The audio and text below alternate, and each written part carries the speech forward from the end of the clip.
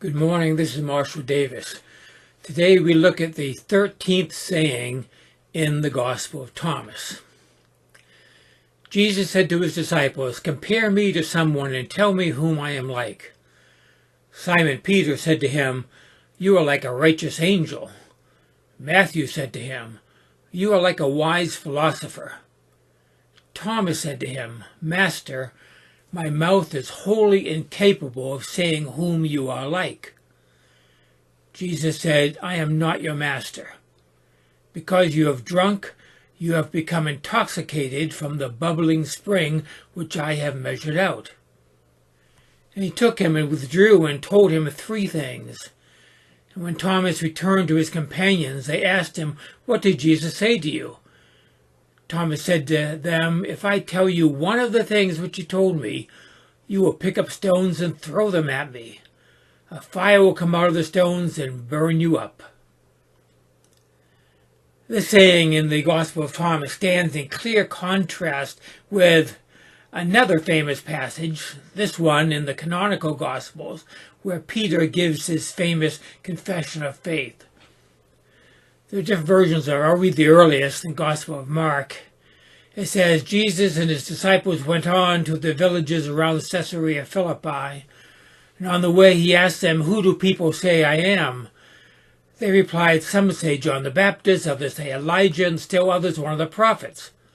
'But what about you?' he asked. 'Who do you say I am?' Peter answered, 'You are the Messiah.' And Jesus warned them not to tell anyone about him." Matthew's gospel is longer, and that answer is more complete. In Matthew's gospel, Peter says, "You are the Christ, the Son of the living God." Now, the difference between the canonical and this non-canonical account is the difference between traditional Christianity and Christian non-duality. In the New Testament, Jesus asks his disciples what people are saying about him, and the disciples respond that people are saying that Jesus is John the Baptist, or he's Elijah, or one of the prophets. Only then does Jesus then ask them who they think he is. And then there's only one answer from the apostles, and that is Peter's. And Thomas, he only asked the disciples themselves who they think he is. And they give various answers. Peter says he is an angel, a righteous angel. Other translations of this say a just messenger or a righteous messenger. Matthew says Jesus is a wise philosopher. Both Peter and Matthew get it wrong, which is just another way of the Gospel of Thomas saying that both the Gospel of Mark, which is traditionally based on Peter, and the Gospel of Matthew, which is the longest and most famous version of the story, that both of those have it wrong. But Thomas, who does not even appear in the canonical Gospels versions of the story, got it right. But he didn't get it completely right. Thomas said to him, "Master, my mouth is wholly incapable of saying whom you are like." In other words, he's saying that we are incapable of describing who Jesus is in his true nature. It reminds me of the opening words of the Tao Te Ching. The Tao that can be spoken of is not the eternal Tao. The name that can be named is not the eternal name. Thomas realized that the names and titles that he could use would be misleading. The words cannot capture the divine. That's the difference between the gospel of non-duality and the theistic gospel that you hear from pulpits in this land. Most preachers think that Christ can be defined, and they define Christ very specifically in creeds and doctrines and confessions of faith, and you better get it right, or they'll say you aren't really a Christian.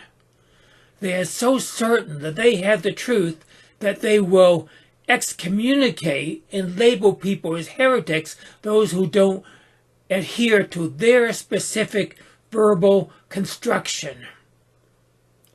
One has to recite the right formula And not only that, they have to interpret it in the right way, with the right meaning of all the words. All these Christians will say that you aren't really a Christian.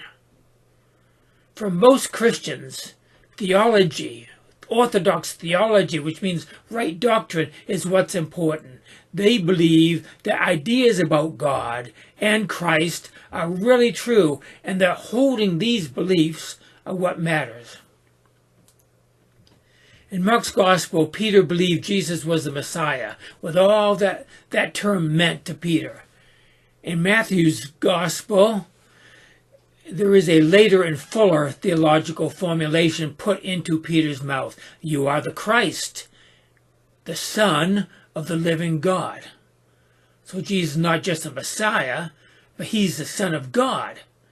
And then, in Matthew's Gospel, Jesus goes on to gush all over Peter. He says, "Blessed are you, Simon Bar-Jonah, for flesh and blood has not revealed this to you, but my Father who is in heaven. And I also say to you that you are Peter, and on this rock I'll build my church, and the gates of Hades shall not prevail against it. And I will give you the keys of the kingdom of heaven. And whatever you bind on earth will be bound in heaven. Whatever you loose on earth will be loosed in heaven." Talked about this a little bit last episode. Catholics say that Jesus is appointing Peter as the first pope here.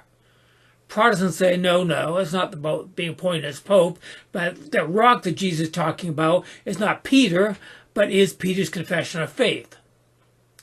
Thereby they're making a Christological formulation as the rock that the church is built upon. And as I said last time, this is obviously later church orthodoxy put into the mouths of Peter and Jesus in order to establish the power and authority of the church and its teachings. The fact that these words are not found in the earlier Gospel of Mark show that these are not the original words of Peter or Jesus. But in the Gospel of Thomas, Peter says Jesus is an angel, or a messenger, which is a far cry from Messiah, or Son of God. Peter got it wrong, but Thomas got it right, sort of. He says, "Master, my mouth is wholly incapable of saying whom you are like." Thomas says in effect that words and ideas cannot describe the eternal Christ, and any attempts to do so are misleading. And yet, even in Thomas's gospel, Thomas is corrected by Jesus. He points out that even calling him master is a mistake. Jesus said, "I'm not your master." Wow. It reminds me of the scene where the man calls Jesus good teacher, and Jesus scolds him, saying, "Why do you call me good? No one's good but God." Jesus would not even accept the description good. And here he won't just accept the label master. Jesus is trying to point Thomas beyond the label master, beyond the need for an authority figure. Reminds me of the Zen saying, if you see the Buddha on the road, kill him. That's a hyperbolic way of saying that all religious titles and authorities are dangerous.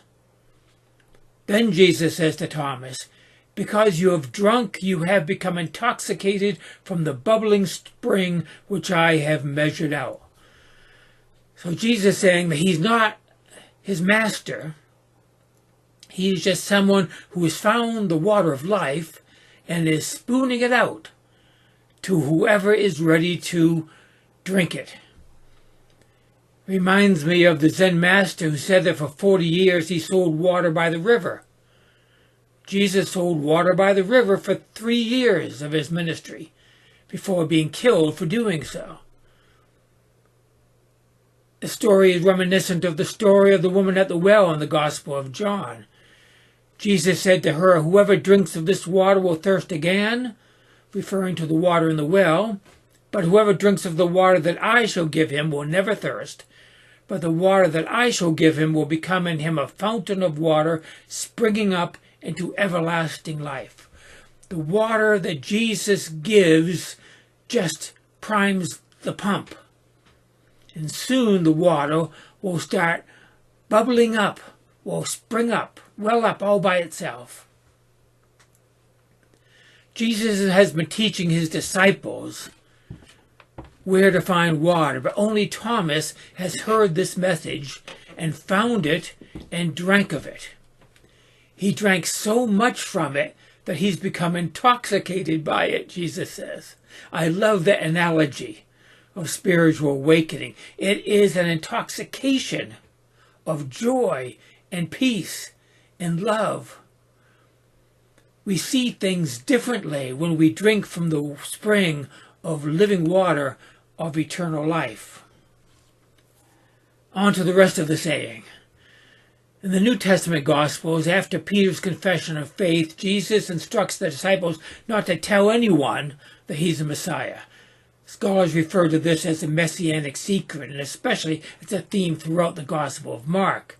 The Gospel of Thomas has its own version of the messianic secret, but this one is told only to Thomas and not to the other disciples. Here it is again. And he took him and withdrew and told Thomas 3 things. When Thomas returned to his companions, they asked him, "What did Jesus say to you?" Thomas said to them, "If I tell you one of the things which you told me, you will pick up stones and throw them at me. A fire will come out of the stones and burn you up." Thomas has a private audience with Jesus, where he's told 3 things that the other apostles do not know. And when they ask him about it, Thomas says that if he was to tell them just one of the things that Jesus told him, that they would stone him. The funny thing, or maybe not so funny, is that this is exactly the attitude that the Orthodox Church has to people who accept the Gospel of Thomas. What did Jesus tell Thomas, and which Thomas could not tell the other disciples? There's no way to know exactly what these 3 things are. Some think it's the 3 things that are mentioned in the next saying. And that's possible, but I don't think so. I think it's meant to be a mystery that is unspoken. But in general, we can say that it's the type of teaching that we find in the Gospel of Thomas. That's what Jesus told Thomas. It's what I call the gospel of Christian non-duality. It is that Christ and we are one, just like Jesus said that he and the Father are one, and that we are one with the Father. Saying something like that would definitely get Thomas stoned, and it would be called heresy today. Yet Jesus prayed for this in the Gospel of Thomas, that we might know the oneness with God that Jesus knew with the divine. That is why Jesus did not speak this openly to all the disciples. Jesus was testing his disciples to see which one of them was ready to hear what he had to say. That is why he asked them who they thought he was. And by their answers, Jesus knew that Peter was not ready, and Matthew was not ready. Therefore, the Gospels, based on their teachings, the Gospels of Mark and Matthew, do not include this wisdom. Only the Gospel of Thomas includes it. And this is the gospel of the kingdom of God. And that is it for today. Grace and peace to you.